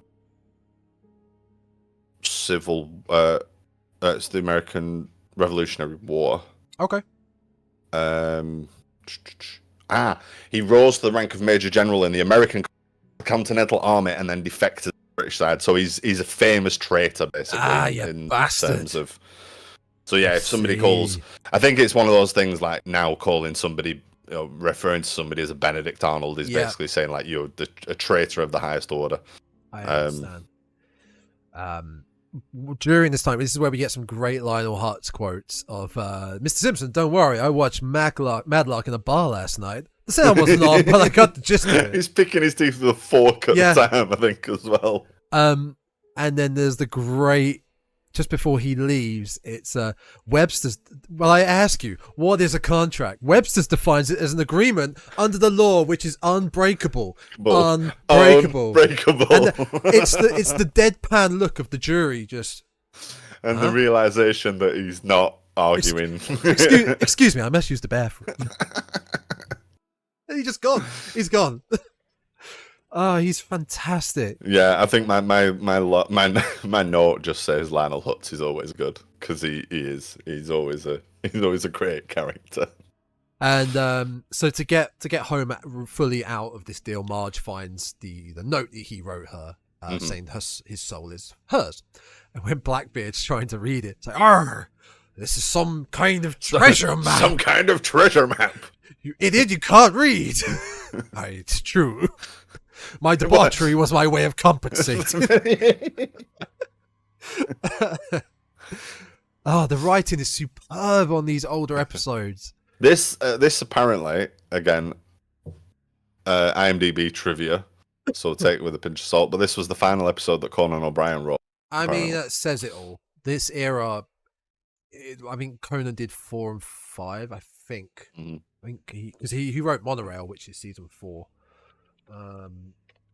Let's see what he episode. See how much. I think it was just season 4 and 5. Yeah, it didn't do a massive amount, but I think he's known some of the real standout episodes, isn't he? Yeah, he is. Yeah. Seasons 3 to 5. Yeah, he was active, so he did 32 episodes, and he was a guest voice actor in one of them, where Bart gets famous. Yep. Only I may dance. Well done. So they make a deal, and the devil is basically says, "All right, you can get your soul back, but let that ill-gotten donut be forever on your head." And that's where we get Donut Homer. That would be a cool figure. That would be a cool figure as he's picking at it. There is. I'm pretty sure there are Funko Pops of that. I don't know whether there's any good figures. Complete side note. I discovered last night probably the most disgusting pop vinyl that you can buy. Oh, yeah? Have you seen Twin Peaks? Have you ever watched Twin Peaks? I have watched Twin Peaks, yes. Okay. You're aware of Laura Palmer dead, wrapped up in plastic? Yeah. Well, sir, I've got the pop vinyl for you. Really? Oh, dear. I'm serious. There is a Simpson World of Springfield action figure, Hornet Dormer. Is there? Of course there is. Yeah. So that's their sort of official figure line that does everything. Look how disgusting this is. Oh dear. Yeah, that's I don't like that. It's horrible, isn't it? It's absolutely horrible. Fuck Funkos, I hate them. Anyway. Yeah, so that's the devil and Homer Simpson. I really like this one. I think it's great. I really like this one as well. I've just found this actually. But he's so tasty. There is an ironic punishment box set. Oh wow! Look at that. We're gonna go off on another Simpson figure tangent here, aren't we? Hell yeah! That's for our figure podcast. After we record our Two Guys and a Girl podcast, that's beautiful. That's got more than I expected in it. It's awesome. I think it moves as well. I think it does actually have some sort of mechanism. It's a McFarlane toy, so they're normally pretty good. Currently unavailable. So that's going to be unavailable. Yeah, I think it's an old one. One from eBay. But yeah, there's a couple of different donut head Homer. It always bothered me actually that the head, his donut head isn't the pink sprinkled donut. Yeah, it's like an orange. It's just like a plain, unglazed donut, and it always bothered me specifically because he gets the pink sprinkled donut as his ill-gotten donut. So by extension, that should be what his head becomes. That's true. It should be, yeah. But yeah, you can see that he's already been picking at it. Marge has to tell him to stop picking at his head. I'm so tasty. And then the police waiting for him. Waiting outside. He's got to come out sometime, boys. So what? They're just going to eat his head and leave him to die? Of course they are. Of course they are. Boy. So that's our first story. It's fantastic. It's short and sweet. It's a good one though. Oh my god, there is a donut head Homer figure. Yeah, yeah. It's along with Evil Willy, Hugo, and Witch Marge in a bundle. It's on Etsy. You can get it on its own. Okay. This is a bundle for £150 on Etsy. Ooh, yeah. No, the world of the Simpsons. I mean, these are like 40 quid, 50 quid used on eBay still, but yeah, they are right there. £89 still in box. Yeah, they're pretty pricey. £190. Damn. But they're out there. I mean, I think that world of the Simpsons, world of Springfield figure line has everything. Yeah, I would have thought so. So we move on to our next spooky installment, the Ghoullbus. Nope. It's not called that. It's not called Ghoullbus. It's called Schoolbus. They must have mean the Ghoullbus. It's called Terror at 5.5 feet. Yeah, is the actual short. But yes, I've got it labelled as Ghoullbus because that's the gag that they made for it, is it? Yeah. But then Lisa says, "Nope," says Schoolbus. Schoolbus. Well, there's nothing scarier than having to go to school. Yeah. But yeah, the actual short, Terror at 5.5 feet, is a riff on the Nightmare at 20,000 feet, the classic William Shatner Twilight Zone episode with the gremlin. There's something on the wing. Or you got Ace Ventura's parody. The Ace Ventura parody. Something on the wing. This has so many quotable lines. This short, in my opinion. You got like the crusty trading cards, the long. Yeah. Krusty visits relatives. Krusty poses for trading cards. card photo. It's like the new series. Yeah. I do like the gag about the really sharp trading card gum. Oh, it breaks his teeth. Yeah, like cuts his mouth. Because that is definitely a thing, isn't it? Oh god, yeah. Remember? Oh, Turtles. Candy. Turtles. Distinctly remember Turtles. Teenage Mutant Ninja Turtles stickers. You got and the really horrible sharp chewing gum that came with those. Why is Skinner riding the bus? Mother took my keys to punish me for talking to a woman on the phone. She was right to do so. She was right to do so. The other thing I like about that is shortly after that, Lisa announces that Bart is feeling very sensitive because he's had a nightmare, hasn't he? He's had a premonition that the bus is going to crash. And Lisa announces to the bus that, Bart is feeling extra sensitive today, so if everybody could be nice to him. And it cuts to a wide shot of everybody laughing. Skinner is also pissing himself in that scene. It's like, you're not one to talk, mate. Yeah, especially on the back of that revelation that he's riding the bus because Mother has hidden his keys. You gotta get home in time for Silhouette Night. It does distract attention away from Martin's Wang Computers t-shirt. Oh my god. Like I said, and then you got like, oh god, there's so many gags like with Molman, Hans Molman, his car there's exploded. A gremlin, yeah.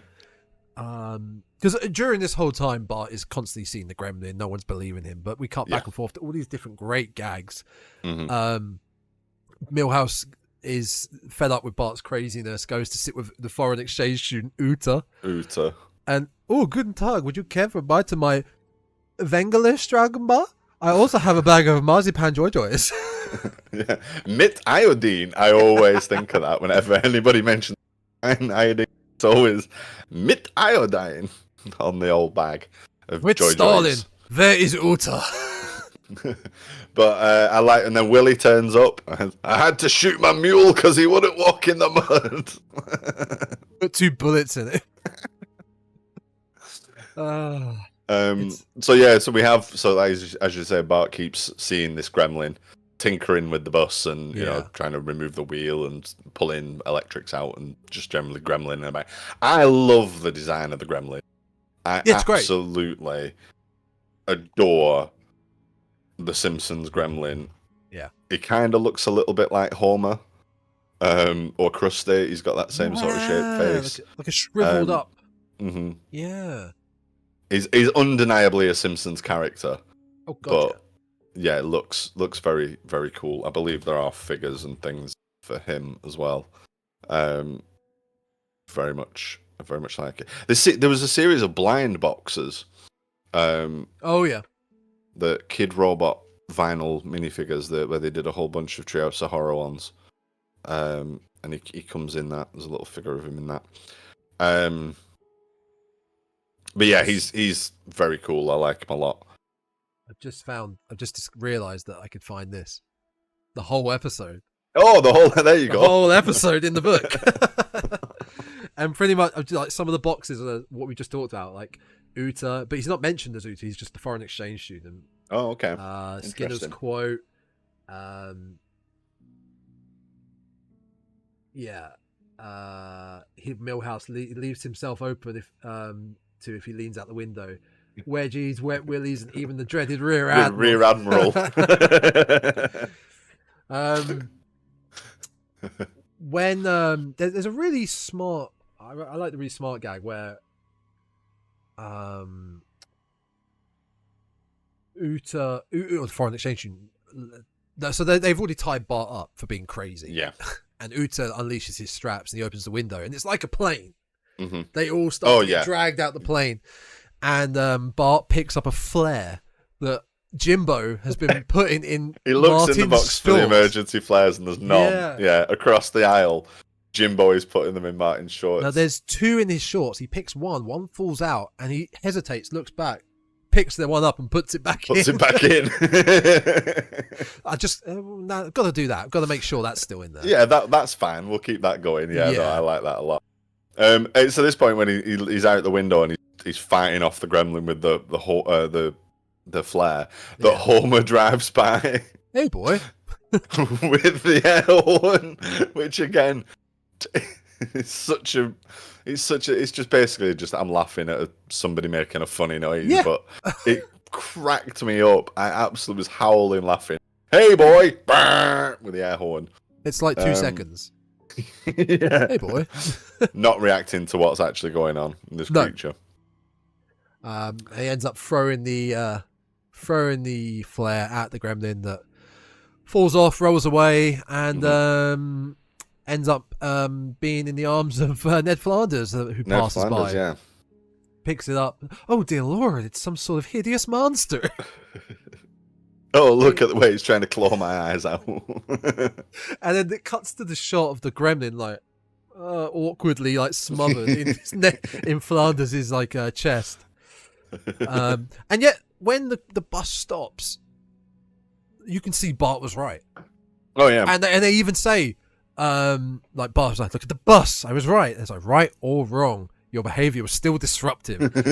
Just for being disruptive, he's going to spend the rest of his life in an insane asylum, in a madhouse. Yeah, think about your actions while you spend the rest of your life in a mental facility. And Skinner has that authority, apparently. Yeah, so Bart gets carted off in an ambulance. As he's being driven away, the gremlin appears holding the severed head of Ned. As he screams. I don't think I've ever seen that Twilight Zone episode in full. That bit. I don't know how it ends. I'm not sure either, to be honest. I've never seen it myself because it's just one of those things that everybody talks about and it gets, it's been referenced in Ace Ventura, it's been referenced in this. So yeah, I've absolutely no idea. The gremlin looks hilarious in that episode. Oh, it's it's so funny. It's got like suction lips on the window. Yeah. Did you ever get the bit in this where Bart tells Otto, "Oh, there's a gremlin on the side of the bus, and its hands." I didn't realise the car he's driving was called a gremlin. Yeah, I never knew that. I always thought he was just looking at hands, thinking, "Oh yeah, there's a little gremlin, little fucker." On the side little of the gremlin bus. fella. No, the car is an AMC American Motors. That's great. Gremlin. That's fantastic. A little 2-door. I think it was notoriously a bad car. I don't think it was a particularly popular car. It was a sort of American attempt at like a small hatchback 2-seater 2-door thing. But I do like. I suppose because it was like a popular car or whatever. It somewhat explains Otto's reaction to immediately try and run it off the road. But that's a good gag, even if you don't know that that's a car, I think, because it's just such an outlandish reaction to there's a gremlin next to us. It's kind of similar to the earlier Treehouse where Bart's got the omnipotent powers and he's driving the school bus and Otto's like, we're going to die, aren't we? Well, there's a bit in this episode where Otto comes to look out the window. He's like, "Who's driving the bus?" "Oh yeah." Oh, the memento pop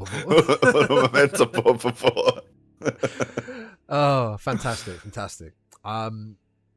So yeah, we're on to the final skip.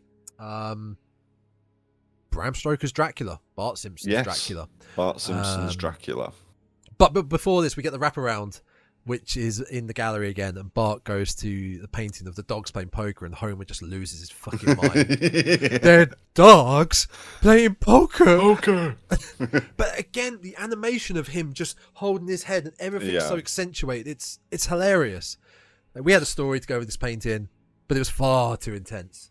So we just threw something together with vampires. Threw something together with vampires, and we get it's a sort of loose.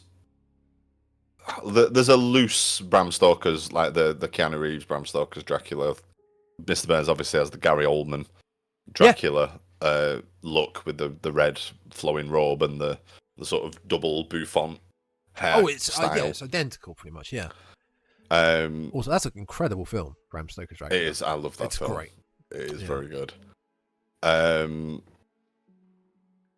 that's kind of where the parody sort of begins and ends, because I think the rest of it is, I mean, all right, there's because then there's just a bunch of other vampires and Dracula. Yeah, we get like a Salem's Lot reference, a bit of Lost Boys, like it's all kind of mixed in, but the overarching theme is kind of Bram Stoker's Dracula. Mm-hmm. It kicks off great when the news report talking about a black cape with the word Dracula was found at the scene. Police are baffled. Chief Wiggum are baffled. We're most likely dealing with a mummy. So they order the Egyptian wing to be completely wiped out in the museum. Yeah, there's just footage of him just burning a lot of historical artifacts. So yeah, they know, they work out that Mr. Burns is a vampire. We have the super happy family slide, fun slide, or whatever. Happy funhouse slide. Where Bart rides it first. He's like, "Oh, I know it's a bad idea, but I'm never going to be here again." So he pulls the lever, the stairs turn into a slide, down he goes, and that's ultimately how he gets captured, isn't it? Well, before that, Mr. Burns flies up to him and says, "Well, if this isn't little boy." Well, before that, when they're arriving, they get invited to Burns' manor, and it's like, did everyone wash their necks? And Homer's got the dirtiest rag, and they arrive at Pennsylvania.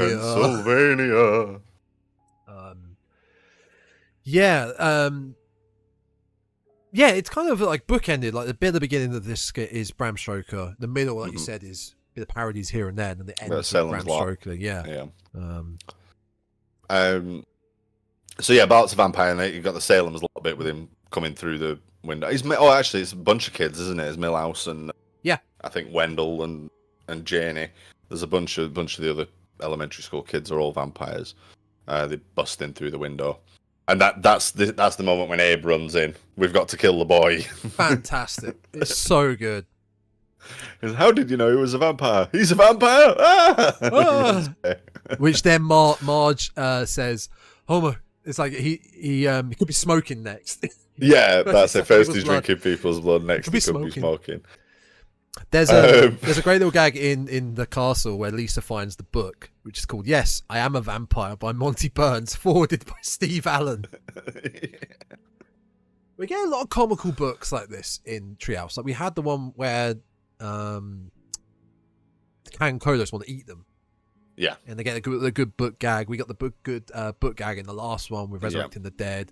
It's a easy gag to do if you. I think it's always worth. I think it's always worth checking out the signage and stuff. In the House of Evil, I think the shrunken head is something like 37% shrunken head, like 63% polyester or something like that on the label.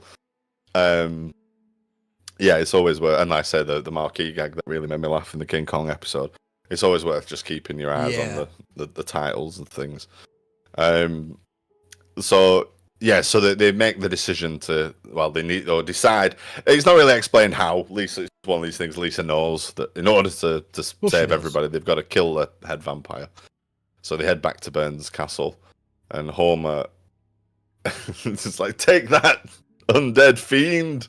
Bang, bang, bang. With the stake. Dad, that's his crotch. Or Homer, that's his crotch. I mean, if that didn't do it, I don't know what's funnier about that. It's a deliberate attack on the crotch, or whether that's where Homer thinks the heart is, or whether he's genuinely missed. It's like however you chop that up, it's funny. It's the heart of every man. So yeah, he readjusts and they kill Mr. Burns. So we cut to the end where they sat round the breakfast table, having survived their ordeal, and Grandpa floats in with his. It looks like he's kind of floating in on strings. He does, doesn't it? Like he's a bit awkward and bashing around. But also, as soon as he announces that I am a vampire, his teeth fall out and he just randomly slams into the fridge. And it transpires that Mr. Burns wasn't the head vampire after all. It was Marge all along, and everybody's now a vampire. And then we get the weird Christmas Charlie Brown ending. With the snow, which is a reference to Charlie Brown. Yeah, it is. But it doesn't stop it being weird as F. Like, it's really bizarre. We're still 2 months off of Christmas here. They just go like, Happy Halloween, folks! Humming Christmas carols as it snows. It's a very strange ending. One of my favourite endings to one of these, which we'll get to probably in the next episode, I think, is when the Inside Out gas comes in. They all turn inside out and then they have a little sing song at the end. Yeah. Yeah, that in fact, Treehouse of Horror. Looking at those Treehouse figures, the Inside Out Bart comes with the Border and Kane, I think. Oh my god, I want one. Yeah, it's strange. It's an odd little ending there. It is. But it is an ending nonetheless, so that wraps up our... I think it's fantastic, this episode. As far as I like it rank it, so far out of the 4, this is the best one, in my opinion. Out of the 4 we've done, this is the best one. We're getting good, and I'm just looking ahead, and I think the next 2 are they bangers? I think the peak ones for me. I think we've got the Shinin coming up, right? We get the Shinin in episode 5, and we get Nightmare and Evergreen Terrace in number 6. Okay. So I think looking forward to that. But I see if this is the roller coaster, you know what I mean. This is just clicking over the top. Yeah, and we come back down with these 2, and then we get and I think we sort of get into ones where I've not seen them. That'll be interesting. Not long after that, I think it's around episode 11, 12 maybe, that I've not seen them. So I think those ones, the ones we've not seen together, will be more fairly judged. Yeah. Because we've not seen, we're going to them fresh. These hold a lot of nostalgia. I don't know how many times I've seen these ones, especially these and the little later ones we're about to do in the next few episodes. But yeah, so they're kind of they're always going to be good. They are always good. Yeah, the fresh ones we have not seen. Probably the later 10 seasons or 20 seasons. Not going to have seen ones that reference modern day horror. And it's referencing modern horror films. It's modern Simpsons writing, depending on how you. Yeah. Animation. The animation style is going to be different. Pop culture references, like. Yeah, there's going to be a lot of different ones. But these ones, like you say, I mean, we've seen them a lot. But I'm still picking bits up. I think it's like I say, watching them with a little bit of extra scrutiny because it's a review for the pod. Yeah, I've definitely picked up on gags that I've not seen before, or maybe not appreciated quite so much. Little throwaway lines like the spell words that Bart was saying, or the little line on the marquee, and it's nice. It's nice to still be able to pick things out, even in episodes that I've seen, or at least I feel like I've seen a lot. Well, you don't originally look for these things in the episode. You're just sitting there watching, enjoying the Simpsons episode. You're not looking at in detail like we're trying to do ourselves. This episode, though, did gangbusters numbers. This, like, America loves their ratings, and if you've got a Nielsen box, you get a rating linked in. This had 13.6 million households. That's huge. That's huge. Yeah. Highest rated show of Fox Network that week, and it's come with high praise across the board. This episode, like high scores everywhere, high praise from reviewers everywhere. Yeah, it's superb, this one. Glad we got to it in the end. One more little thing about this episode. The credits ends in an Addams Family style. Addams Family style. It's like Oh yeah. But it's still kind of along the Simpsons tune, but made into an Addams Family style tune. Yeah. That little harpsichord sound. They just put one extra reference on the end of this episode, the Addams Family, and of course all the credit names were made up fun horror names again. Yeah. Didn't get any of them, but they're there. James Hellbrooks is the one that always stands out in my mind. That the one, or Backgraining. Backgraining, yeah. So there we go. Treehouse of Horror 3 and 4. Good. Always good fun. Always good fun. Looking forward to the next ones. Really am. Yeah, definitely. Gonna do my homework. But there you go. I'm gonna have to. You're gonna have at least the next couple of episodes covered in there, I would have thought. Yeah, I think they stopped doing these. Like the second book goes up to 1999. Where is this? Season 10. Maximum Homer Drive. Homer to the max. Yeah, I think this is season. Oh, there's a Treehouse. Maximum Homer Drive is Lost Our Lisa, Simpsons Tide, Reality. Yeah, I think this is season 9 and 10. Oh, this book is tearing itself apart. Yeah, looking forward to that in the near future. Yeah, series 10, Maximum Overdrive. We need to get the hell out of here, but before we do, we finish off the month of March with our final. There he is. Our final monster. Final monster, Creature from the Black Lagoon. Looking forward to that. Look, I'm more so looking forward to it two reasons. Looking forward to watching the film. Never seen the film, but also means April we can start the coffin. Now the coffin, and that's going to be fun.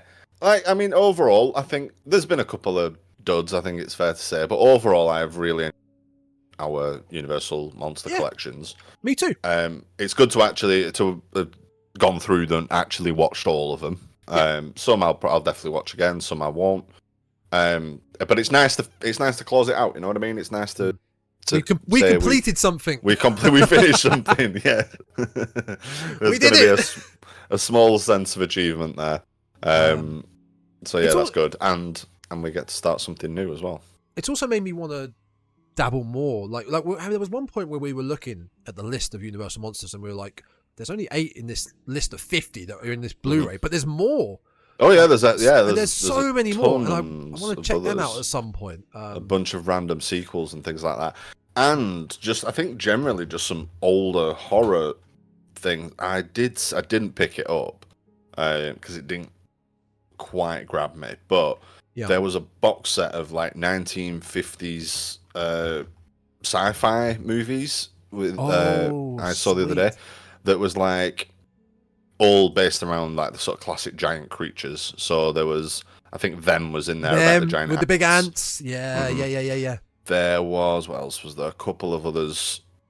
I think there was like giant. I think it's called Shrews. About, I'm assuming, giant shrews. I would hope so. Yeah. And then I think there's one about a giant scorpion as well, black scorpion. So yeah, that was, and I do like the aesthetic of those old monster movies, like the Creature and really that sort of 50s sci-fi vibe. Speaking of which, slightly related stretch, but watch the trailer for the coming Fallout series last night. I think it looks all right. Yeah, I think it looks all right. I'm definitely going to give it a whirl. I fell off of Fallout when I tried Fallout 4. I did not enjoy Fallout 4. New Vegas to me is still the best Fallout. Again, I've kind of fallen off playing the game and stuff. I tried 4 and couldn't really get into it. Really finished it. For me, it was when you start to realise a Bethesda game is a Bethesda game. It's like a Ubisoft game. But I think the series looks pretty good. Timothy Olyphant is in there playing. I love Timothy Olyphant. Essentially a ghoul version of his character Justified is. Yeah. So I think that's going to be quite cool, and also Walton Goggins. So it's basically half the cast of Justified, but in Fallout world times, Fallout times. So yeah, that's how to say it's not strictly horror, but I suppose post-apocalyptic nuclear wasteland is horror adjacent. I'd argue. Right. Yeah, it kind of is. Yeah, pretty scary. And especially with the sort of like to say the 1950s sci-fi aesthetic, which is very much embedded in those Fallout games. Oh god, yeah. So just reminded me as we were on the topic there. But yeah, I'd like to check out, like you say, some of these other Universal movies that we've. I agree. Weren't in that box set, as well as maybe some of these old giant creature sci-fi thingies as well. Completely agree. Yeah. So yeah, that's what's coming up at the end of the month. Next month, I think we've pretty much worked out, but we'll go back and forth offline with that. Yes, I think we pretty much worked out. But yeah, nothing in the mailbag, but do send something in. Anything, please. Gonna keep doing this. I'm gonna keep doing this. I'll keep doing it. thedreadcastpodcast@gmail.com. Send us some snail mail. It's not snail mail, is it? But some spee mail. Yeah, anything. Something. Just send us some stuff, please. And you can find all past content, including like our Monsters of Universal series and past Treehouse of Horror episode reviews at the Dreadcast on Spotify, Apple, Google, Samsung Podcasts, Apple, Google. I just said that. Amazon, Podbean, pretty much anywhere you can get podcasts. Go check it out. Wherever you can get podcasts. I mean, if you have a favorite podcast platform that we're not on, email us. Let us know. Podcast@gmail.com. Exactly. Yes. So, till next time, where we get to grips with our creature from the Black Lagoon. Take care, everyone. And we shall see you then in the coming future. Thanks for listening. Bye-bye. Take care. Bye-bye.